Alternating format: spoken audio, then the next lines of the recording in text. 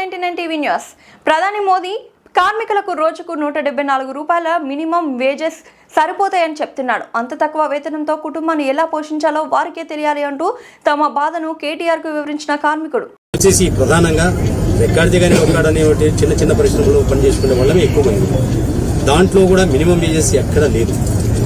మన ప్రధాని గారు చెప్పడంలో వచ్చేసి 174 రూపాయలు ఒక కార్మికుడు ప్రతిరోజు ఇద్దరు పిల్లలను తాను, తన భార్య, తన తండ్రిని ఇద్దరిని 6 మందిని పోషించుకోవాలని చెప్పారు. పార్లమెంట్ సాక్షిగా మీరు అందరు విన్నారు.